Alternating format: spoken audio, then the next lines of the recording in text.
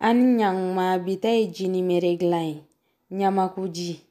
Au bismillah.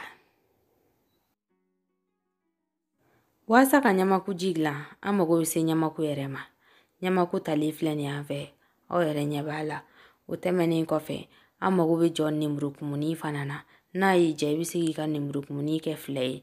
Ni kumukadi. Nanae fana yanga kefe doi. Aiwa ibi nanae ke kabe iyere saguma. Nanae kaduniya la kosebe. Udeyato nita injaya lidu doni. Nyamaku kule jele anfe. Amba tamba shi. Tando chukula nasoro la migi seri tibulu. Nasoro la migi seri de bibulu. Iba taka chirinjiri ninjugu inafolo. Nyani kaki ka subahana manji kono ugashi. Ne manda infarabwalanga ne ya sebe koro guru kosebe. Wasa noko fionfebi farena ubeka bwala. Anana fana yanga kefendoi. Nasoro la ku maralinde bibulu ubia ayere ulu abeka ka. Ambu yele mala sisa. Kasoroka jidwani mvaraka. Katashi. Anana inke kunta ala doere. Kato timia. Anivana. Uba faria baga fadoni. Ne jili triklanje de kala sisa. Kasoroka nanaye faraka. Amba ata sisa katabila subahana manshi kono ugashi. Ashine nyuma fleni. Amba ata sisa ka sense ka jibo. Ne ni manao ede manake mai. Imana na duminike chugula. Abaele malika gele. Ega jinimere ke itala imbai. Anga follow boisson de ya. Wa. Ede kera mai kukumabe idusu nyugu nedo. Nyamaku kanyuma kosebe. Eki ituku nyamaku jila bai. Abidobo ala. Net nandabla nyamaku kwena kosebe. Basabu.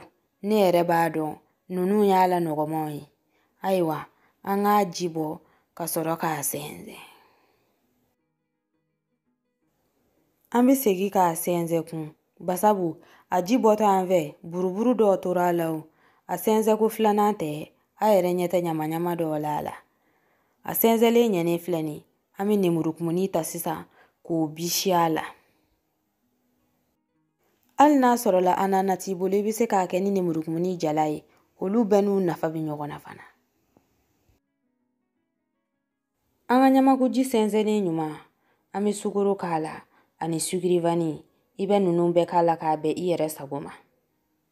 Nai mokodo jaero olu takala. Olu bisi nga mitindo annogonife. Sukuru mandi beyu. Ubiene ni manao. Mokovi jamana. Ami doani nzoli kagefeni dokono. Ka nene. Ka laje. Nasoro labe chugumina. Nini manao.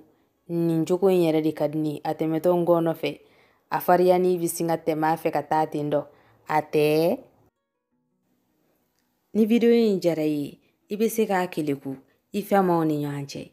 Kauni herebe. Ala kanshi joka dungere makono. Nasola alisita ya abuni nita ya abuni. Wasa kuto okana na paikun.